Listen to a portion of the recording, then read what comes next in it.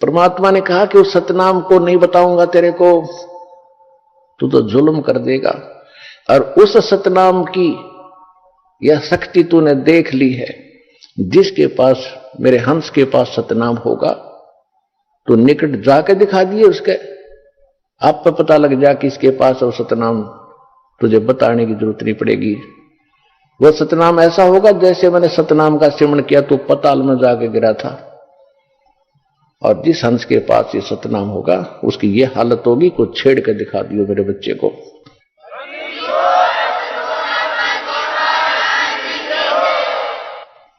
तो क्या कहा कि चौथा युग जब कलयुग आई, तब हम अपना अंश पठाई। घर घर देखो बोध विचारा, सतनाम सब ठोर उचारा। सतनाम सुना सुना था राधा स्वामी वालों से।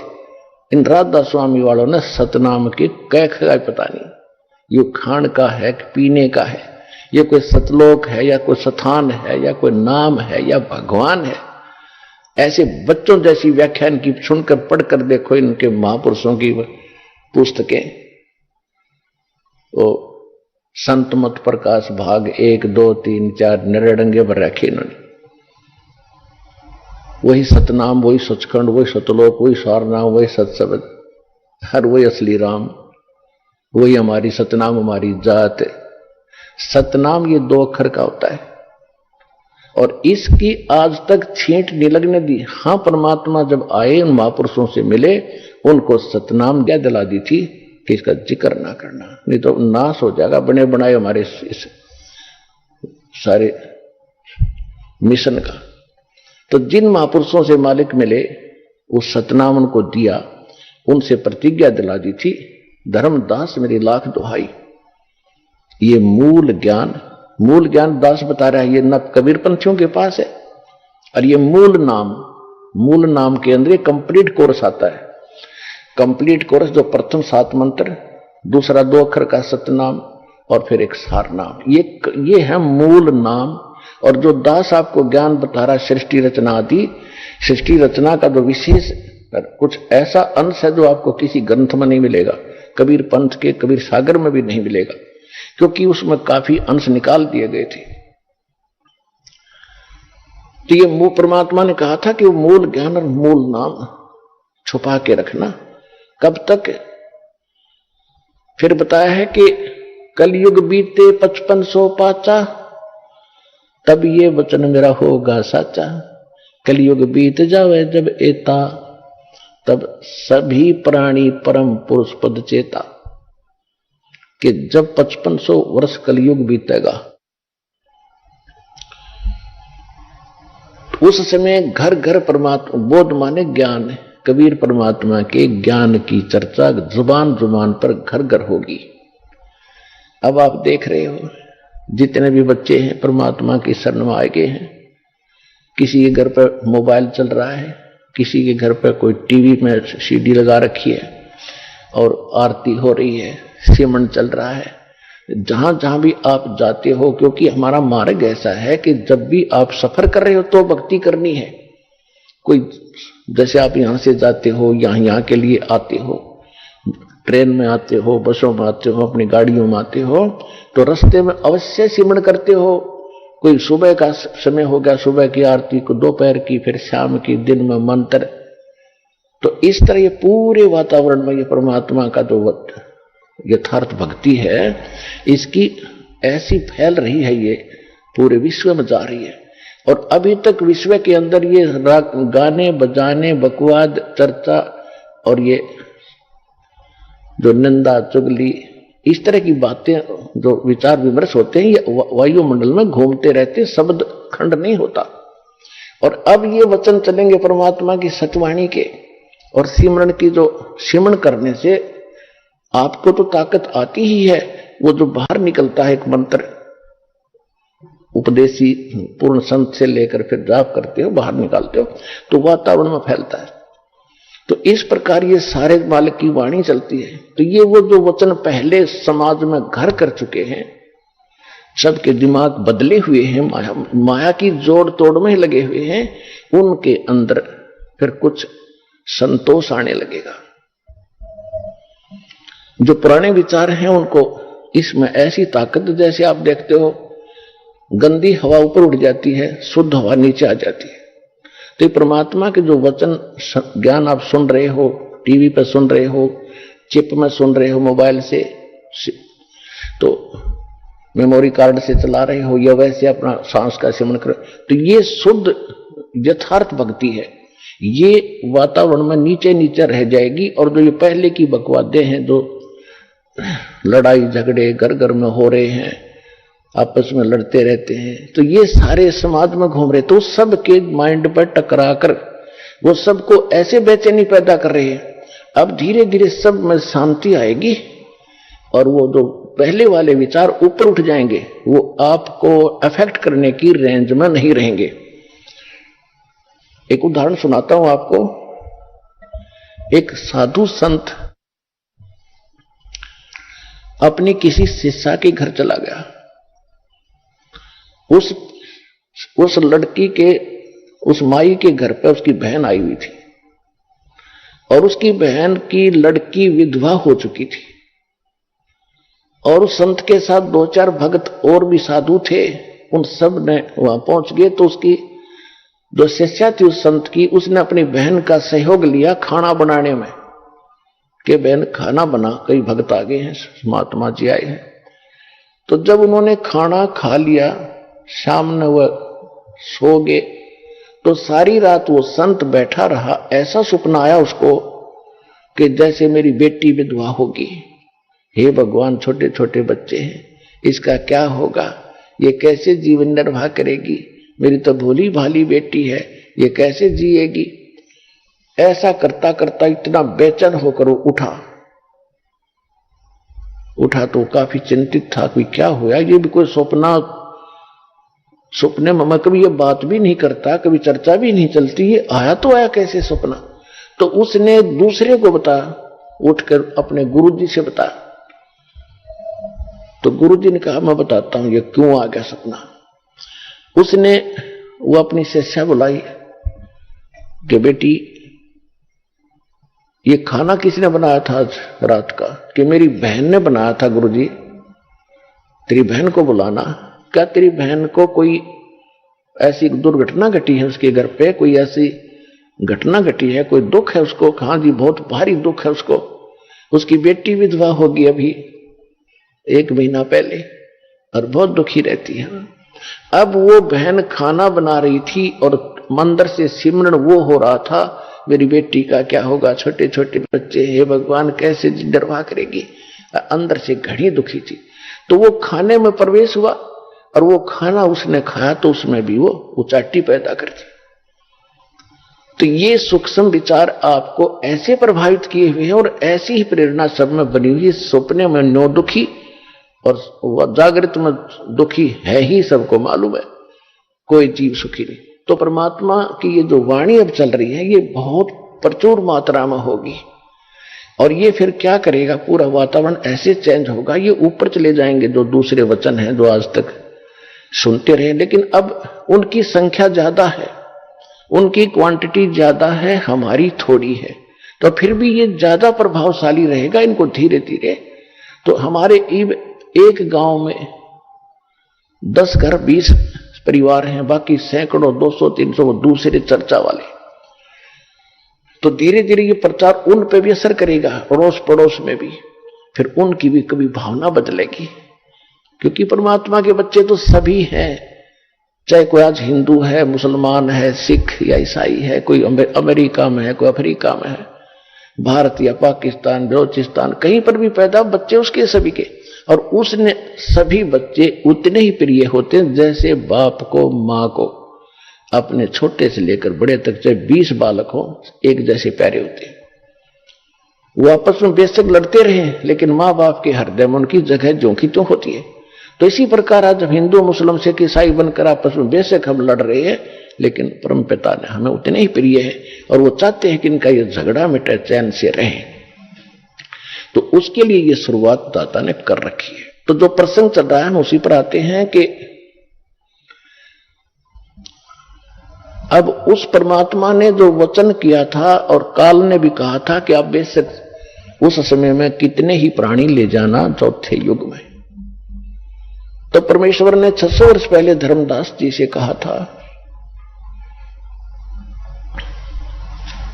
धर्मदास मेरी लाख दुहाई, ये सार शब्द की तबार न जाई, सार शब्द बाहर जो पढ़ी, ये बिचली पीढ़ी हंस न तरही।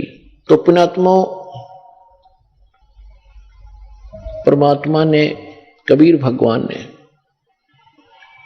पहले हमारे को एक ज्ञान दिया था इस काल भगवान को, जिसमें कंप्लीट स्पिरिचुअल नॉलेज था, पूर्ण अध्यात्म ज्ञान था।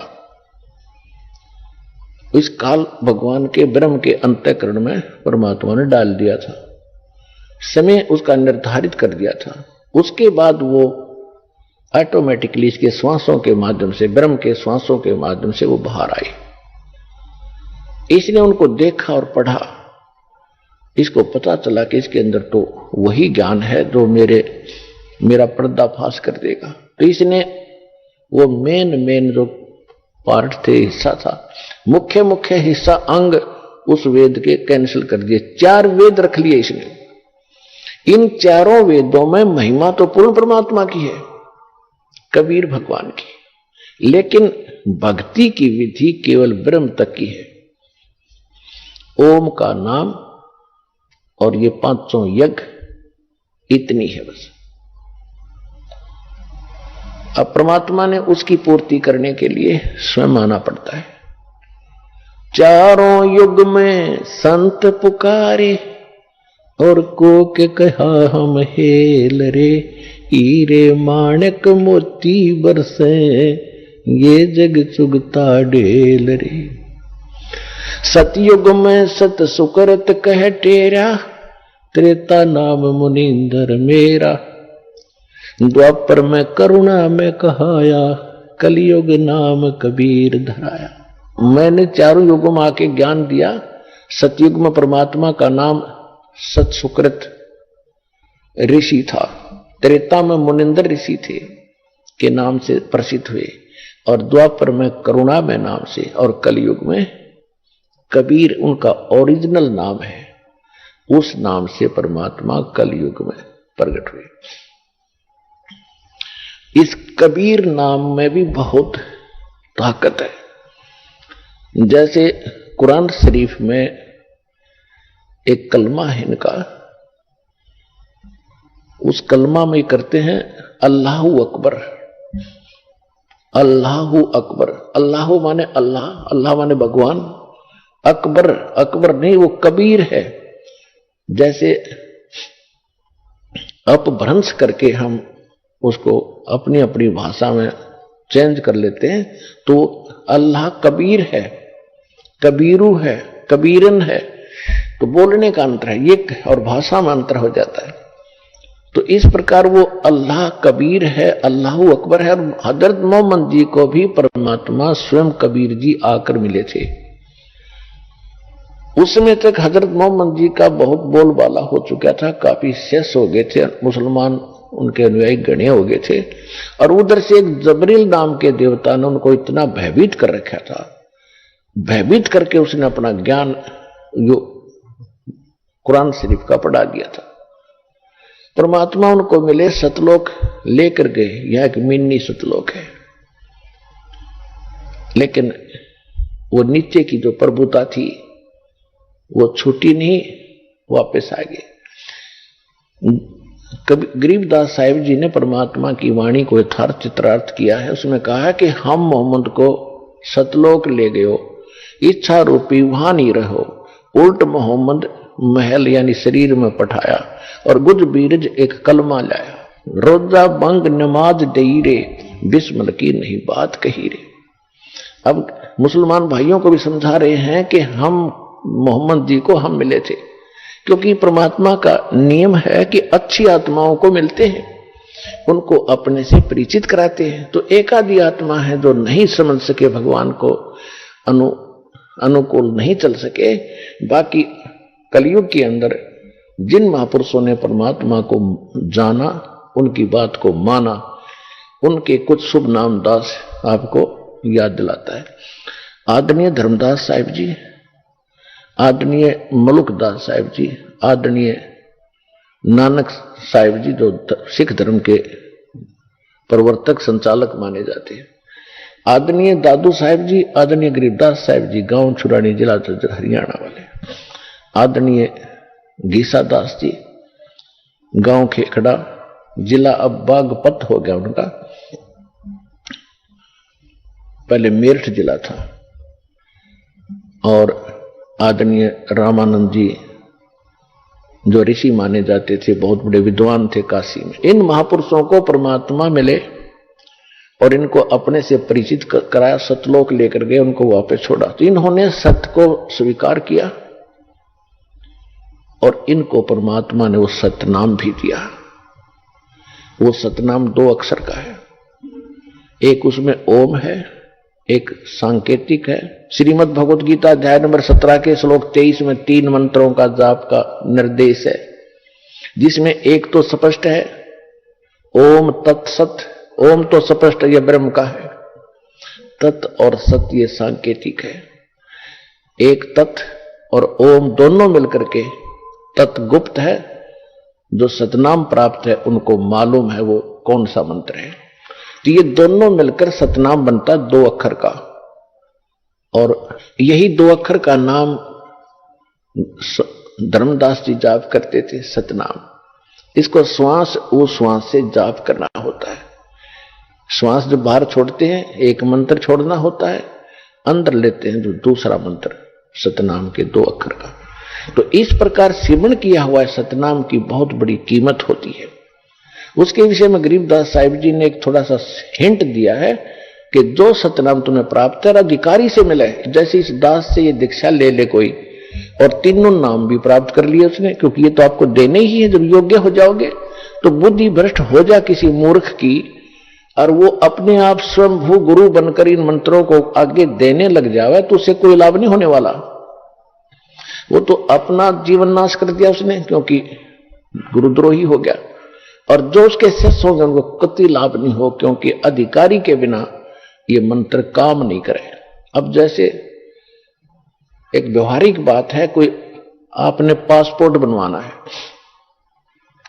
या लाइसेंस बनवाना है गाड़ी चलाने का, यदि कोई डुप्लीकेट ज्यों का त्यों बना दे और नकली अधिकारी दस्तखत कर दे, ठीक है, इसको आप लेकर खुश भी हो जाओगे, गाड़ी भी चलाओगे। जिस दिन पकड़े जाओगे उस दिन आपके ऊपर बड़ी भारी आपत्ति होगी, और जिससे बनवाया हुआ भी जेल और आप भी सजा के पात्र होगे। ठीक इसी प्रकार इस विश्व में आज के दिन इस दास के अतिरिक्त इस सतनाम सार नाम के देने का कोई अधिकारी नहीं है, ये याद रख लेना।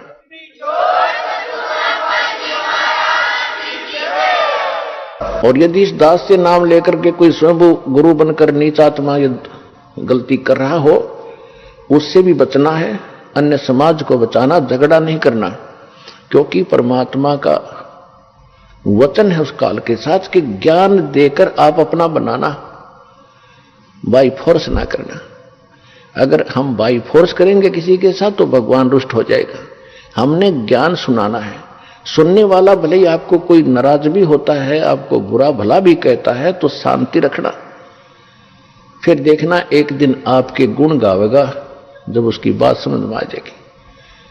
तो इसलिए दास प्रार्थना करता है कि ऐसा कोई निकम्मी आत्मा कहीं अपने कर्म फोड़ रहा हो, अपने कर्म बिगाड़ रहा हो, तो उसको भी समझाना कि भाई साहब क्यों अनमोल जन्म खो रहा है, तो काहे का गुरु है। आज तक हमने ऋषियों के इतिहास पढ़ लिए, हजारों की संख्या में संतों के प्रवचन सुन लिए, किसी ने कह नहीं पता इस सतनाम का, और आप कहां से चुरा कर ले आए। तो परमात्मा कहते हैं बेखों के लश्कर फिरे ये बाणी चोर कठोर, सतगुर धाम ना पहुंचेंगे ये 84 के डोरे। तो इस सतनाम को इस दास से लेकर मर्यादा में रहकर आप इसकी भक्ति करोगे, आपको कितना पुण्य मिलेगा, कितना लाभ मिलेगा। सतनाम एक सांस बाहर छोड़ा, एक मंत्र दूसरा अंदर लिया, ये कंप्लीट हो गया। ये एक सिमरण हो गया सतनाम का। और इस सतनाम की कितनी कीमत है? सतनाम पालड़े रंग होरी हो, 14 लोक चढ़ावे राम रंग होरी हो, 3 लोक पास्यंग धर रंग होरी हो, तो ना तुले तुलाया राम रंग होरी हो। आदरणीय गरीबदास साहब जी को परमात्मा मिले थे, गांव छुड़ाने जिला दद्दर वाले को, क्योंकि परमात्मा का जो काम है वो कोई निष्प्रयोजन नहीं होता। और उन्होंने पहले ये कह रखा था, धर्मदास जी ने कबीर सागर में लिखा हुआ है, कबीर वाणी एक चैप्टर है कबीर सागर में, उसकी 134, 136 और 137 पृष्ठ पे स्पष्ट किया है कि 12 पंथ ये काल के नकली चलेंगे। और बर्मा पंथ जो होगा गरीबदास जी का होगा, जो 1774 में, सन 1774 में जिसका जन्म होगा। और कबीर सागर में गलती से 1775 प्रिंट है, 1 वर्ष की, वैसे लिखण में गलती हो रही है।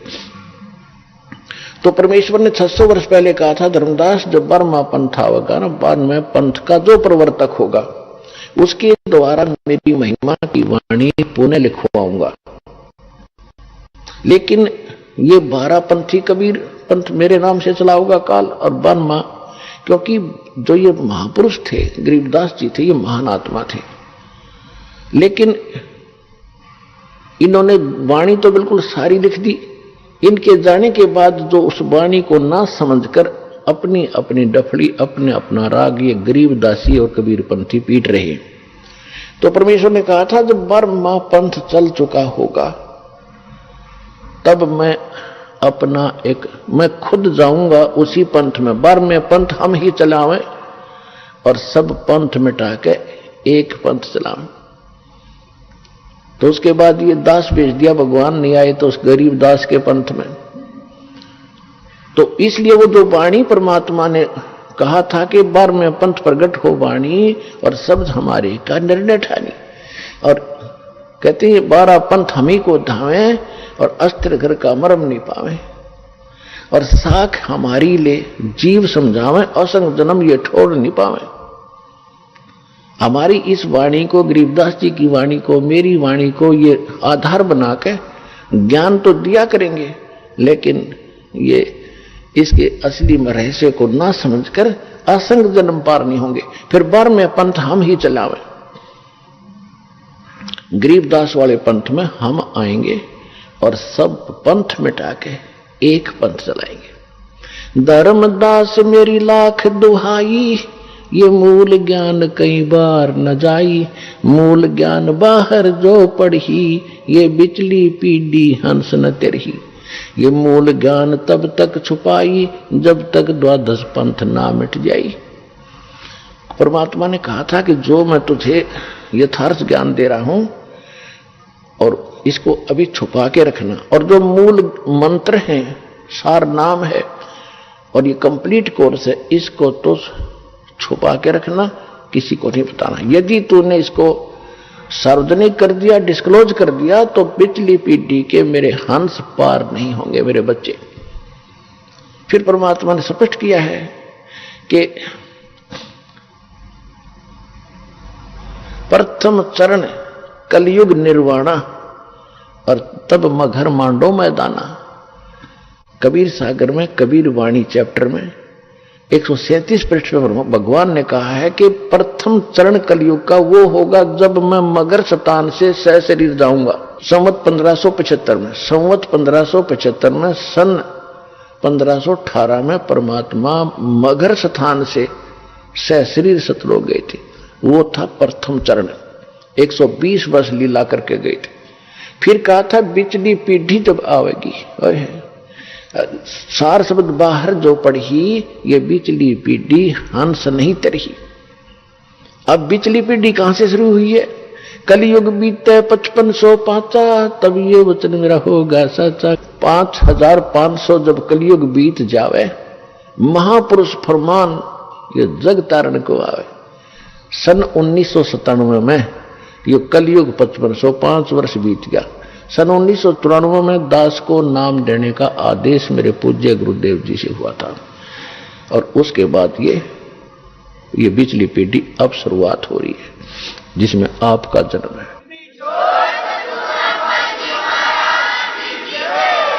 तो जो प्रसंग चल रहा था तो परमात्मा ने वो सतनाम की महिमा बताई है।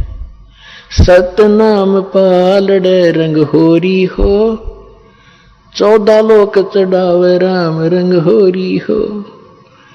अपने आत्माओं एक मौखिक जाप करने लग जाए इंसान, जीभ पे छाड़े पड़ जाए और कितना नाम जाप कर सकता है। मौखिक जाप 1000 बार और उसी मंत्र का जाप यदि आप मानसिक करते हो तो वो एक, और उस मंत्र का अगर श्वास से सिमरण किया जाता है, कौन से मंत्र का, जो यथार्थ मंत्र है, अटपट का नहीं, तो उसका उस मानसिक से भी 1000 गुना ज्यादा लाभ होता है। तो जो श्वास का सिमरण यथार्थ मंत्र जो श्वास का आपको दिया गया अधिकारी से प्राप्त हो, यानी कोई भी वस्तु है, कोई भी काम है, मर्यादा से चलता है। परमात्मा ने भी अपनी मर्यादा बना के छोड़ दी है कि छोटा सा बच्चा गर्भ में होता है, फिर वो बाहर आता है, समय पर बाहर आता है तो मां के स्तन में दूध पहुंच जाता है पहले ही, क्योंकि उसके दांत नहीं होते। फिर समय युवा होता है इतने समय में, फिर इतने समय में फिर मरता है। ये मर्यादा भगवान ने बना रखी है। इसी प्रकार इस भक्ति की भी मर्यादा, इसमें इधर उधर होने से लाभ नहीं होगा बिल्कुल भी। तो क्या बताया भगवान ने कि परम संत से लेने के बाद जो एक श्वास का जाप आप करोगे उसको और मर्यादा में रहोगे तो आपकी इतनी पूंजी भक्ति की इकट्ठी हो जाएगी। अब ये समझ लो कि जैसे एक तो पैदल चले, पैदल जाने में आगे समुद्र आ गया, बाधा बन गई, समुद्र जहां तक देखते जल ही जल है, जल ही जल है, वापस आ जाता है कि आगे धरती खत्म। तो इसी प्रकार इन ऋषि महर्षियों ने जो अपनी पैदल यात्राएं की, अपने अभ्यास से जो मंत्र ये करते थे, तो त्रिकुटी पर जाकर वापस हो लेते थे कि इसका आगे कुछ है ही नहीं, त्रिकुटी का कोई स्थान नहीं, इसे अगर बहुत ज्यादा वस्तु है। तो इस प्रकार जहाज में बैठकर जावे, समुद्र को भी पार कर जावे, यथा स्थान पर पहुंच जाता है। तो इस प्रकार ये साधना जो दास आपको देगा, ये ऐसी साधना है, ऐसा ये ज्ञान बन जाएगा, इन सब के ऊपर के पार करता हुआ सतलोक आपको जा छोड़ेगा।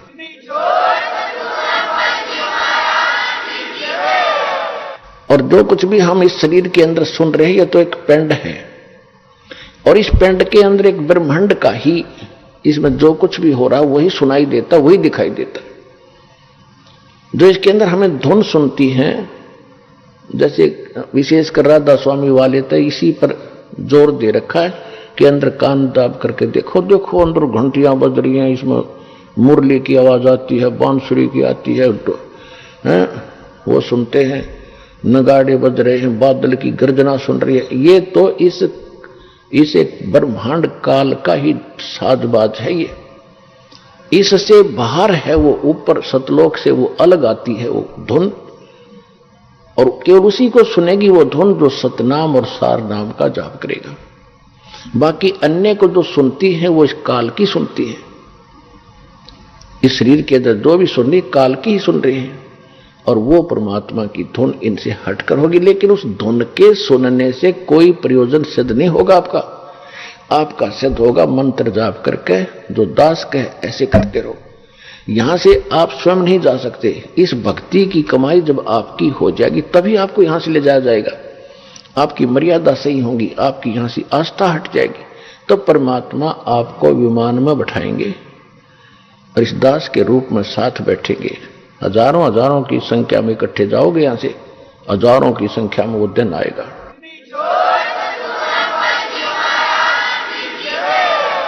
और ऐसे जाओगे जैसे कहीं घूमने फिरने जा रहे हैं, गुरुजी साथ हैं, सत्संग करने जा रहे होंगे, वहां सतलोक में जाकर पता लगा तुमने कि हम तो यहां आ गए। भाई नीचे ये कवर पड़ा रहेगा, ये कवर जो आज हमने कितना प्यारा लगता है। वैसे तो ये बहुमूल्य है, क्योंकि मनुष्य जीवन आसानी से नहीं मिलता। लेकिन मनुष्य जीवन प्राप्त करके भक्ति नहीं की तो क्या प्राप्त हुआ? ऐसा पशु का, ऐसा मनुष्य का। तो इस मनुष्य शरीर को तो ऐसा समझना, भक्ति करने के बाद इससे हमारा प्रयोजन पूरा हो गया। जैसे अंडे में बच्चा बनता है और बच्चा बनने के बाद बच्चा उड़ जाता है और कवर पड़ा रहता है, तो मूल वस्तु जो बनानी थी वो बच्चा बनना था उस अंडे में, उस अंडे बिना बन नहीं सके था, अंडे के कवर बिना। तो ये तो एक अंडे का कवर है जो अपना है, इसके अंदर ओरिजिनल इस ताकत से, भक्ति से, जैसे पक्षी को, अंडे को मादा पक्षी ऊपर बैठकर उसको ऐसी हीट देती है, अपनी ताकत देती है, जिससे वो बच्चा बन जाता है। और बच्चा बनने के बाद वो फूट जाता है और वो उड़ जाता है, कवर पड़ा रहेगा। तो ये दास समझो, माता समझो, और आप इस शरीर रूपी कवर में बच्चे समझो। इसमें ऐसी भक्ति, ऐसा ज्ञान, ऐसी शक्ति दे देकर आपकी भक्ति इतनी चार्ज हो जाएगी, सूक्ष्म शरीर के अंदर चलते समय ये ऊपर का कवर अंडे का पड़ा रहेगा और वो असली वस्तु सतलोक पहुंच जाएगी, जो इसका प्रयोजन था।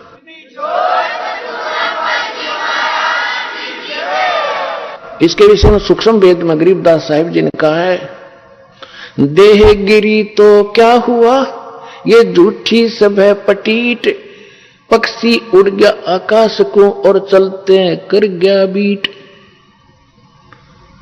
एक और उदाहरण दिया है कि ये जो शरीर है तेरा, ये तो खत्म होना है, ये अगर आपने भक्ति सही कर ली और सत भक्ति कर ली, कमाई इसकी इकट्ठी कर ली, तो ये बेशक गिरी रहो, ये तो ऐसी है उस समय तेरे लिए जैसे पक्षी उड़ते समय और बीट करके उड़ जाए। ये शरीर जो है मनुष्य का, ये तो बीट समझो, और ओरिजिनल वस्तु इसके अंदर एक सूक्ष्म शरीर है, उसमें यह भक्ति चार्ज हो जाएगी आपकी। उस भक्ति से चार्ज होने के बाद ये निकल कर चला जाएगा। आपको ऐसे समझो कि पक्षी बीट कर जाया कर, यो ऐसा शरीर रह जाएगा, इसकी कोई वैल्यू नहीं फिर। और जब तक ये आपके पास है, आपको उदाहरण दे दिया, अंडे बिना बच्चा नहीं बने, इस शरीर के बिना यो मोक्ष, और इसमें चार्जिंग नहीं हो सकती। और जब हमारा काम पूरा हो गया तो ये शरीर छूटेगा, तो छोड़ना पड़ेगा। जब बच्चा अंडे में ना निकलेगा तो अंडे में मरी जाएगा, तो खत्म हो जाएगा। इससे निकलेंगे, फिर ऐसे नहीं निकलेंगे जैसे पहले तो इसको मार पीट के निकालते हैं यम के दूत। और इस भक्ति की ताकत से आप 1 सेकंड में बाहर पाओगे इससे, और परमात्मा के विमान में और सतलोक जा रहे होगे। तो ये इतनी ताकत देगा आपको ये सतनाम। तो उसके बारे में जैसे हम आपको बहुत सी मर्यादा बताते हैं कि आपने ये त्योहार आता है होली, इसके अंदर कुछ भी सहयोग नहीं देना है, पार्टिसिपेट नहीं करना है ना इस पर, क्योंकि हम ये देखो पुण्यात्माओं, इस ज्ञान से आपका मन हटेगा इन बकवादों से। एक भक्त बता रहा था कि हमने 10 वर्ष तक कोई त्योहार मनाकर नहीं देखा। हमारा एक परिवार है, चचे ताऊओं का 10-12 घर है, 3-4 घर है, उनमें 10 मौत होगी, एक वर्ष में 2 हो जाती, कई मौत होगी। तो कोई भी त्योहार हमने नहीं मनाया। त्योहार निकट आवे और कोई ऐसा निकट संबंधी या कोई भाई या माँ बाप वो मर जा, युवा कोई ऐसे कोई बहन विधवा होगी, हमने कहता 10 साल हो गए त्योहार नहीं मनाया कोई भी। अब इधर से होरी खेल रहे हैं, उधर कोई मृत्यु का संदेश आ जा, टक्कर मार रहा होता, अब खेल ले होरी, खेल के दिखा। इसे गंदे लोक में क्या करना था, क्या करने लग गए आप लोग। तो गरीबदास साहिब जी के पास गांव के लोग आए कि आओ महाराज होली खेल लेंगे। परमात्मा के बच्चे बोले, भाई हम ये होली नहीं खेलते, हम होली खेलते हैं राम नाम की। राम नाम की होली जो खेलता उसको कभी हानि नहीं होती, दुख नहीं होता। और राम नाम की होली भी तभी खेली जाएगी जब हमारे पास राम का नाम सही होगा। तो राम नाम कौन सा है सही? गरीबदास जी जो क्लियर कर रखा है, राम नाम जप कर थर होई, ओम सोहम मंत्र दोई, यू है राम का नाम। तो उसके बारे में क्या बताते हैं, सतनाम पालड़ रंग होरी हो। यानी ग्रंथ में गुरु गरीबदास जी की वाणी में तो वो अक्षर न्यारे न्यारे लिखे हैं, लेकिन मैं बार बार नहीं बताऊंगा, उसको मैं सतनाम बोल रहा हूं। ग्रंथ में वो दोनों मंत्र न्यारे न्यारे लिखे हैं, ये और ये मंत्र पालड़े रंग हो रही हो, तो उसको गुप्त करके दास सतनाम बोल रहा है। वैसे गरीबदास जी की वाणी में वो दोनों मंत्र लिखे हैं कि दोनों मंत्र पालड़े रंग हो रही हो, मैं उसको सतनाम कह रहा हूं। तो क्या कहा कि सतनाम पालड़े रंग होरी हो, भाई 14 लोक चढ़ावे राम रंग होरी हो, 3 लोक पासेंग दर रंग होरी हो, तो ना तुले तुलाया राम रंग होरी हो। अब इस सतनाम की आप भक्ति करोगे तो आपके घर पर कोई आपत्ति नहीं आओगी, ना कोई अकाल मृत्यु होगी, ना कोई दुख होगा, ना कोई रोग सतावेगा। तो असली होली, असली खुशी तो हम राम नाम के रंग से ही खेल सकते। उनका कहने का भाव ये है। अब जैसे तखड़ी के अंदर, तराजू के अंदर बैलेंस बोलो अंग्रेजी में, इसके 2 पलड़े होते तराजू के, और इसमें एक पासिंग शब्द आया, पासिंग। शायद अब तो पासिंग एजुकेटेड बच्चे हो गए, इनको पता नहीं होगा पासिंग किसे कहते हैं।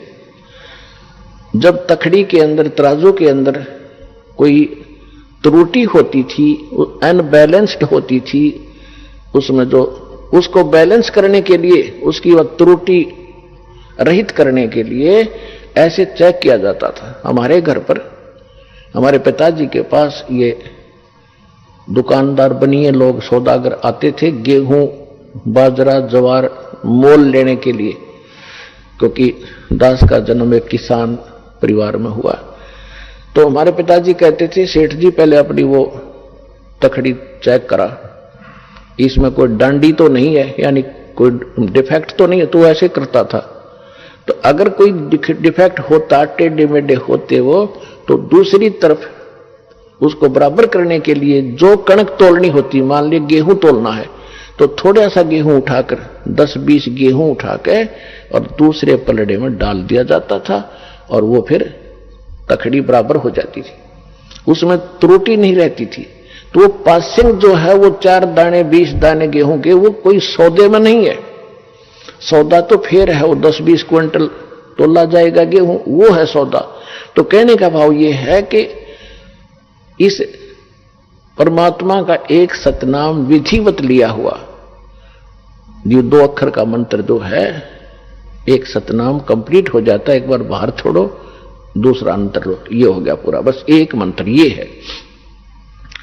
इसको उस तराजू के एक पलड़े में रख दो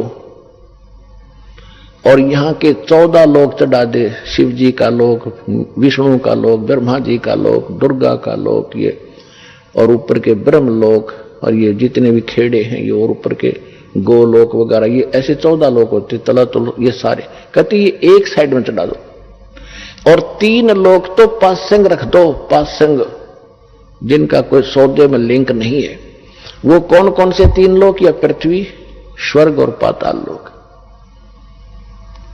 अब पुण्यात्माओं, क्योंकि आपको ना तो कोई ज्ञान देने वाला मिला अपने को, और ना ही हमें सिद्धार्थ मार्ग का ज्ञान है। जब आप इस ज्ञान से परिचित हो जाओगे तो ये छोटी मोटी जो आप कोई कोठी बंगले, कोई 150 एकड़ जमीन लेकर के अपने आप को धन्य मान बैठे हो, यो अंधेरा हटेगा आपका।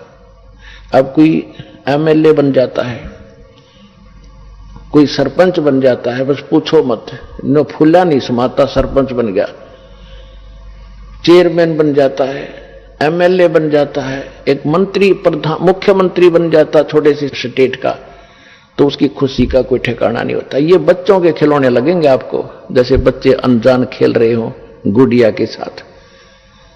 और परमात्मा क्या बताते हैं कि जो धन, जो वस्तु, जो कमाई आप कर रहे हो, वो कितनी कीमत आपके पास इकट्ठी हो रही है।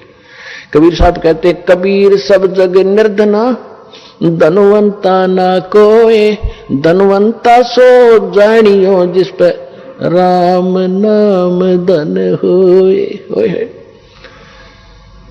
परमात्मा कहते सारा संसार निर्धन है, चाहे सारी पृथ्वी का शासक हो, और चाहे इंद्र की गद्दी प्राप्त हो, देवताओं का भी राजा हो, मृत्यु के उपरांत उसके पास कुछ नहीं होगा और आपके पास इतना धन होगा कि आपके लिए ये 3 लोक भी पासिंग होंगे, इनकी यूजलेस, 3 पूरी पृथ्वी भी यूजलेस आपके लिए। आपको ऐसा स्थान, ऐसा धन, ऐसी वस्तु वहां मिलेगी जाकर के।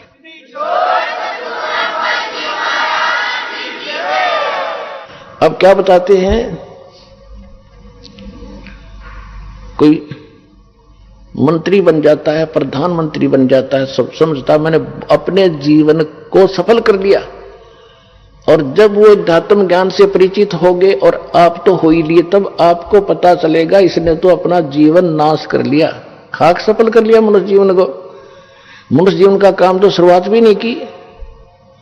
आज कोई पूर्व में कोई अच्छा नेता था, कोई अच्छा कोई संत महात्मा था, और उसका क्या करते हैं, एक मरने के उपरांत एक उसका स्टैच्यू बनाते, मूर्ति उसकी स्थापना कर देते, एक ऊपर छतरी ही बना देते, और वो कहीं गधा बना होगा बिना भक्ति करके, और वहां उसके 1 साल में माला डाल रहे हैं, उसकी बड़े गुणगान कर रहे, तो खाक गुणगान है ये। तो परमात्मा के ज्ञान से जब आप परिचित हो जाओगे तब आपको महसूस होगा कि आपको क्या मिला और इस संसार को क्या मिला, जो आपको आज महिमावान नजर आ रहे हैं। अंत लास्ट में जो भगवान के दरबार में आपकी कीमत आकी जाएगी, उस समय पता चलेगा वो तो कौड़ी थे, तो सारी पृथ्वी का राजा हो, और आप लाल बन गए इस भक्ति के करने से भगवान के दरबार में पहुंच जाओगे।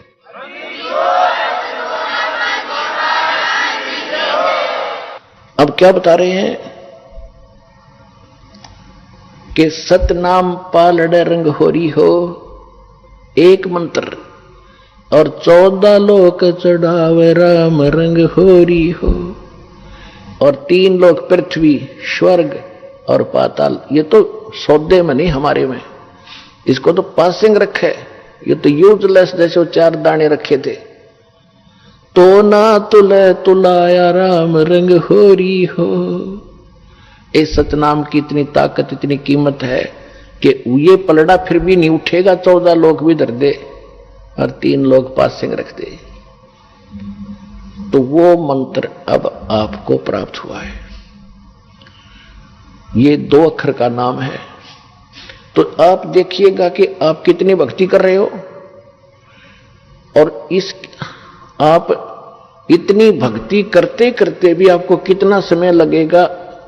जैसे बैटरी आपके फोन मोबाइल की, और ये डाउन हो जाती है, डिस्चार्ज हो जाती है, जब चार्जर पर लगाते हैं 1-1 घंटा लगी रहती है, जब जाके चार्ज होता है कि बिल्कुल खत्म हो चुकी थी। तो आपकी भक्ति इतनी कमजोर हो गई थी, आपकी आत्मा इतनी डिस्चार्ज हो ली थी कि ये सिमरन और ये भक्ति और दान धर्म आप आजीवन करते रहोगे, तब जाकर के आप चार्ज होगे और ऊपर जान जोगे होगे। तो इसे सिद्ध है कि जब आप ऊपर से आए थे तब कितने आपके पास भक्ति धन था, उसको इस काल ने लूट लिया आपका। सबसे पहले इसने स्वर्ग बनाए, महास्वर्ग बनाया, और वहां इसने रेस्टोरेंट बना रखे। आप जो पुण्य अपने बाप से लेकर आए थे सतलोक से, इसने सारे खर्च करवाए सतल ऊपर स्वर्ग में। जब आपको लूट लिया उस रेस्टोरेंट में, आपके 10%, किसी पर 25% ये कमीशन लेता है उन स्वर्ग में, और बाकी जो खाना पीना आपको देता है उसका मनमाने रेट लगाता है। आपको वहां बकवाद करने के लिए अपने उर्वशियां छोड़ रखी हैं और विमान दे रखे, कहीं सैर सपटे करो, खर्च आपके पुण्य हो रहे होते। जब आप वहां कति कंडम हो जाते हो, खाली हो जाते हो, तब आपको पृथ्वी पर पटक देता है। फिर परमात्मा ने विधान दे रखा है, इसने जो इनकम्प्लीट आपको दे रखा है वेद, इसके शास्त्र अनुकूल साधना करोगे तो आप फिर चार्ज हो जाओगे। शास्त्र विधि को त्याग कर दो मनमाना आचरण करते हैं। श्रीमद् भगवद गीता अध्याय नंबर 16 के श्लोक नंबर 23 और 24 में स्पष्ट है कि शास्त्र विधि को त्याग कर जो मनमानी पूजा करते हैं, मनमाना आचरण करते हैं, मनमाने नाम जाप करते हैं, उनको न तो सुख होता है, न उनकी गति होती है, न कोई सिद्धि प्राप्त होती है। यूजलेस। फिर स्पष्ट ये भी किया कि अर्जुन, इससे तेरे लिए कर्तव्य और अकर्तव्य की अवस्था में कौन सी साधना करनी चाहिए, कौन सी ना करनी चाहिए, उसके लिए ग्रंथ ही प्रमाण है। सदग्रंथों को छोड़कर किसी और साधना को मत करना। तो शास्त्र विधि को त्याग कर जो मनमाना आचरण करते हैं उनको कोई लाभ नहीं होना। तो इसी प्रकार जो अन्य साधना लोग करते हैं उनसे तो कोई लाभ होना ही नहीं था, और शास्त्र अनुकूल साधना आपको अप्राप्त हुई है, इससे आपका मोक्ष होगा। तो जब तक शास्त्र विधि रहित हम साधना करते रहे तो हम ऐसे ही, जैसे यहां आकर काल ने पटक दिया आपको, या फिर वेदों को सबसे पहले वेद उत्तम माने गए थे, और वेदों में केवल ओम नाम है, महिमा पूरे परमात्मा की है। और कबीर साहब ने बताया था कि वेद मेरा भेद है, मैं ना वेदन के माही, और जौन वेद से मैं मिलूं, ये वेद जानते नहीं। चारों वेद परमात्मा ने कहा था कि मेरी महिमा का ही गुणगान करते हैं, लेकिन इन वेदों में जो चार तुम्हारे पास कांट छांट करके प्राप्त हैं, इनमें मेरे पाने की वो कंप्लीट कोर्स नहीं है, वो ओम तत् सत मंत्र नहीं है इसमें, और उसके बिना परमात्मा नहीं मिल सकते। तो इसने क्या किया, नीचे छोड़ दिया आपको। यहां ये वेद आपके पास उपलब्ध थे, इनमें से ओम नाम इन ऋषियों ने अपने आप सेलेक्ट कर लिया कि ये ब्रह्म का है और ब्रह्म सुप्रीम पावर है, इनने अपनी सोच से ये अंतिम मान लिया। अब ओम का जाप ब्रह्म का है। श्रीमद देवी भागवत देवी पुराण के अंदर लिखा है 7वें स्कंद में 562 पृष्ठ पे, गीता प्रेस गोरखपुर से प्रकाशित सचित्र मोटा टाइप में, उसमें लिखा है कि देवी जी हिमालय को बता रही है, हिमालय राजा को ज्ञान बता रही है अध्यात्म का, ब्रह्म के बारे में जानकारी दे रही है कि ब्रह्म जो है ओम नाम है उसका, ओम नाम का जाप कर ब्रह्म को पाने का उद्देश्य रख, इसमें कल्याण हो जाएगा, और वो ब्रह्मलोक में रहता है। गीता जी अध्याय नंबर 8 के श्लोक नंबर 16 में कहा कि ब्रह्मलोक में गए हुए प्राणी भी जन्म मृत्यु में होते हैं। ओम नाम ब्रह्म का है। गीता अध्याय नंबर 8 के श्लोक नंबर 13 में ये खुद कहता है, ब्रह्म जो ज्ञान दे रहा है श्री कृष्ण में प्रवेश करके ये काल, ये कहता ओम इति एकाक्षरम ब्रह्म व्यवहारण माम अनुसमरण ये पर्याति तदन देहम सयाति परमागति। मुझ ब्रह्म का एक ओम मंत्र है, और इसका अंतिम सांस तक जो नाम जाप करता हुआ शरीर छोड़कर जाता है तो ओम से मिलने वाली जो परम गति है वो प्राप्त होती है। तो ओम से कौन सी गति होती है, ब्रह्मलोक प्राप्ति होती है। 8वें अध्याय के 16वें श्लोक में श्रीमद् भगवद गीता में बताया कि ब्रह्मलोक में गए हुए प्राणी भी जन्म मृत्यु में आते हैं, यानी जब तक जन्म मृत्यु समाप्त नहीं होगी आप सुखी नहीं हो सकते।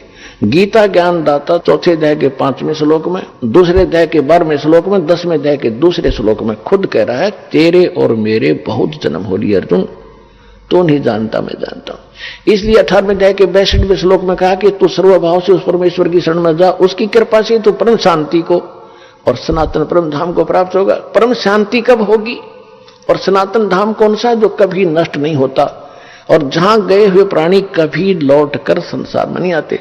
15वें अध्याय के 4थे श्लोक में बता कि अर्जुन जिसमें तुझे तत्वदर्शी संत मिल जाए उसके पास वो तत्व ज्ञान से इस सारे अज्ञान को हटाकर समझकर अज्ञान को काट कर उसके पश्चात परमेश्वर के उस परम पद की खोज करनी चाहिए, जहां जाने के बाद साधक फिर लौटकर कभी संसार में नहीं आते।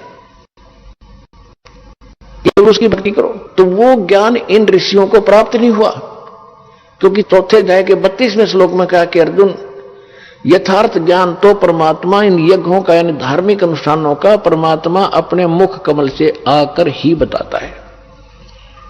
आज के सत्संग की प्रारंभ यहां से हुई थी कि परमात्मा स्वयं ही सत्ज्ञान देने को आता है।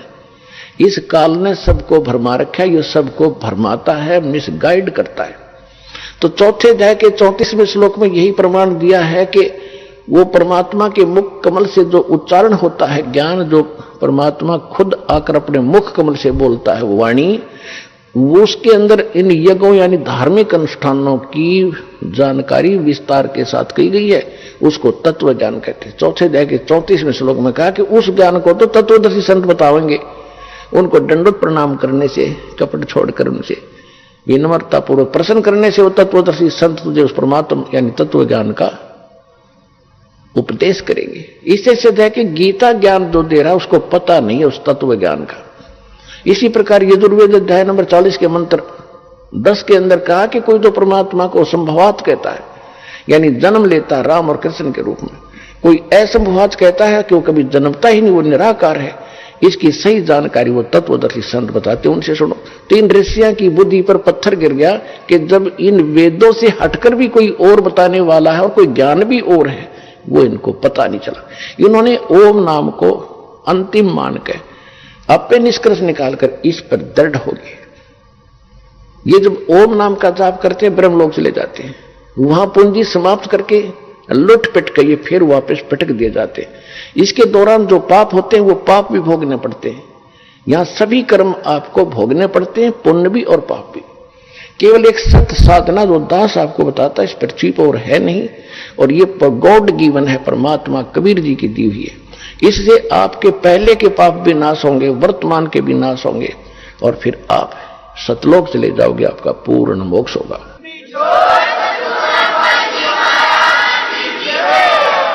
तो ये क्या करता रहा अभी तक? इसने सबसे पहले आपको ऊपर रखा, वह आपकी सारी पुण्य जो वहां से लाए थे वो सारे लूट लिए, फिर आपको पटका पृथ्वी पर। फिर भी आपके कुछ पुण्य शेष थे तो सतयुग बनाना पड़ा भगवान ने आपके लिए कि जैसे कर्म आप लेकर उतरे हो उसकी व्यवस्था यहां अवश्य करेगा। अब एक बार देख लेना, आप सारे सतभक्ति पर लगोगे जो विश्व लग जाएगा। ऐसा वातावरण चेंज होगा इस पृथ्वी का, जगह जगह फलदार वृक्ष होंगे, भटकते फिरते हैं पेट के लिए, आप घर बैठे आपको वो सुख देगा, याद रखोगे, तभी भक्ति करेंगे, संतोष होगा। अब हम भक्ति उसी समय कर सकते हैं जब हमारी ये अन्य जो परंपराएं बेमतलब की, किसी गरीब व्यक्ति का 2 कन्या होगी, 3 होगी, उसका तो मरण हो जाता, भक्ति 100 कोस नहीं, कैसे ब्याहूंगा, दहेज के राक्षस 4 बैठे हैं, पता नहीं कैसे बेटी पराई होगी, और फिर कोठी बंगले बनाने लगे, फिर कर्जा हो गया, उसके ऊपर टेंशन। तो ये सब समस्याएं समाधान होंगी, और परमात्मा जब आप भक्ति करोगे तो सतलोक से आपके हिस्से की इस पृथ्वी पर इस काल को देगा। ये तो भिखारी, इसके पास है ही नहीं कुछ भी। पुण्यात्माओं, आपने भगवान सुना था, जाना नहीं था। दास ने उस भगवान को जाना है। अब जैसे जब परमेश्वर कबीर जी एक कपड़ा बुनकर निर्वाह करते हुए लीला कर रहे थे, एक झोपड़ी में रहते थे, सुबह का आटा शाम का है तो सुबह का शायद ही होता, और उस समय वो प्रचार भी करते थे, जनता को समझाया करते थे अपने बच्चों को। वो तो एक लीला करने आए थे, आते ही हैं, ऐसे वो नियम है उनका, प्रत्येक युग में एक बार वो ऐसा करते हैं। तो उस समय एक निर्धन व्यक्ति हैंड टू माउथ कमावे और खावे, कपड़ा बुने। एक हफ्ते में कितना कपड़ा बुन देगा आदमी? 50 फुट भी ना बने, 20 फुट भी ना बने, और उसके बिकने के बाद वो मेन दाना मिलना था, बस उससे गुजारा कर रहा, और उसकी और ज्ञान सुनाते थे भगवान यही, क्योंकि उद्देश्य ही लेकर आते। तो उस समय उनका इतना विरोध कर दिया था हिंदू और मुसलमान के धर्मगुरुओं ने, ना वो ज्ञान से हारे परमात्मा कबीर जी, उनके पास कख था ही नहीं, परमात्मा के ज्ञान के सामने वो टिक नहीं पाए। ऐसा सॉलिड प्रचार था परमात्मा का, ऐसा ज्ञान था।